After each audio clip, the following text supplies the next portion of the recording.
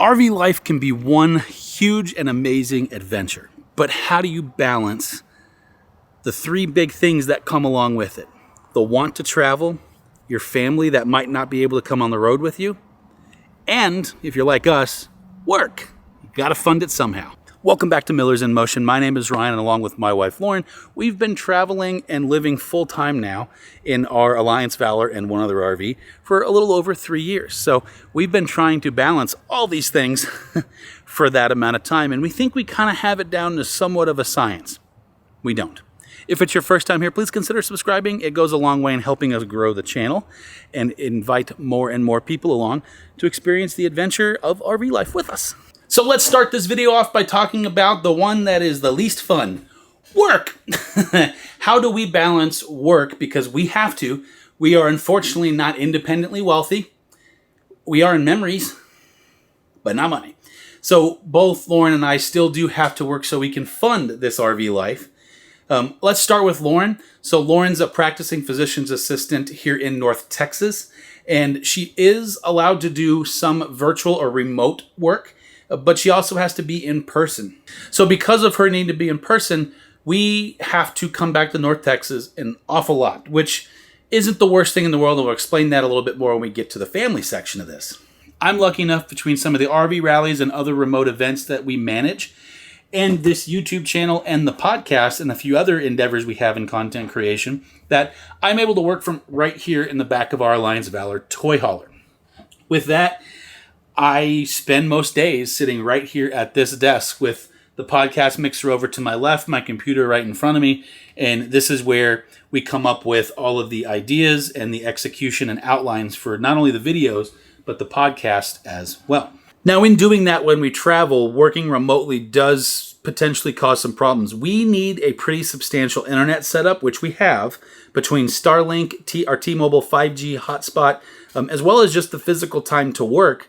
And when you're on the road somewhere fun, it can be hard sometimes to stop looking out the window, not wanting to go on adventures, and sit down and actually get some work done. So the biggest challenge for me working from the road is the want to sit down to actually work. I've tried to go out of my way to make this space as functional as I can so that when I do have to sit down and work, I can do it a little bit more efficiently and maybe get done a little bit faster. Now, as far as Lauren goes, like I said earlier, that because of her job and how it works, it does require us to come back to North Texas quite a bit. But when we do travel, we're lucky that she gets a pretty good amount of paid time off. And so between that and the fact that she can remote work and has a little bit of a flexible schedule, it allows us to get out a whole lot, as you've seen on the channel. We wouldn't be able to create all the travel content if it wasn't for her ability to actually get out and leave. But because she does have to come back to North Texas quite a bit, we maintain a permanent site in North Texas. That's moved around a couple of times based on where she's at. But we do maintain that site so that we always have somewhere to come back to, and we have a tendency to take our trips. I call it a hub and spoke kind of a situation. So we'll go out for a loop and come back. So we'll go down to Florida for a month, and then we'll come back, like when we did the RV show. This upcoming year, we have the United Rally over in Arizona. So we'll go out for a week and a half. We'll do a few things. We'll do the United Rally, and then we'll head back to North Texas. All right, let's talk a little bit about family. So before we dive into it, if it's your first time here, I'm going to go through our family dynamic very quickly. Laura and I are married and have been married and together for 20 years, almost 20 years now, and together for about 24 of those years. Now, with that being said, Lauren has a little sister, a couple of older, very adult brothers and sisters, and her mom. We lost her dad, unfortunately, back in 2020 to a massive heart attack. Now move over to my family.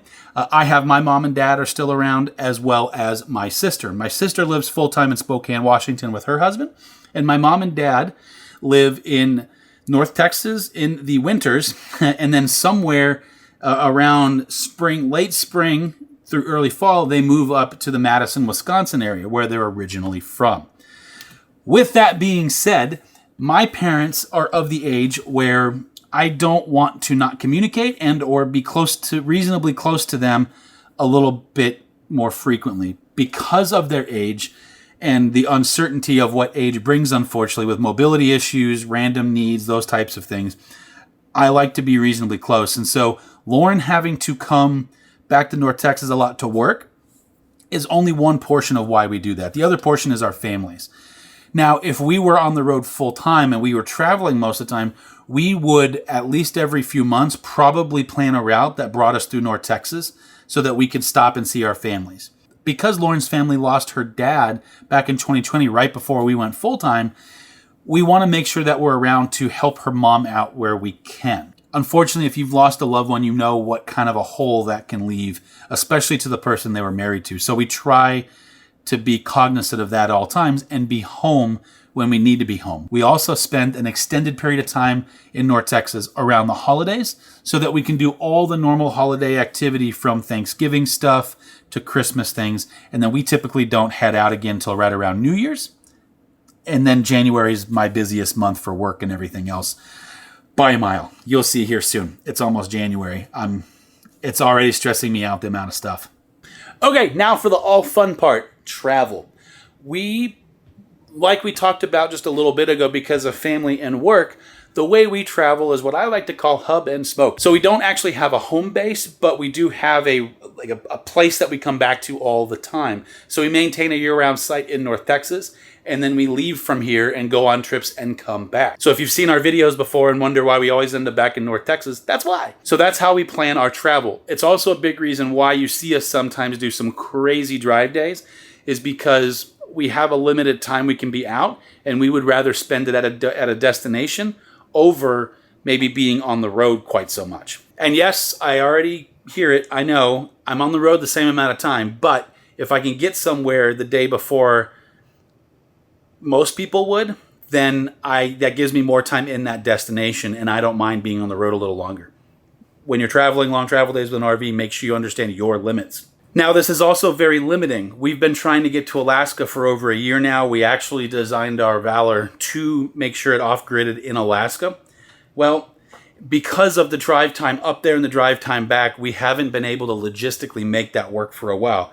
It is a bucket list. We do want to do it. We've been to Alaska on a cruise. We want to RV Alaska.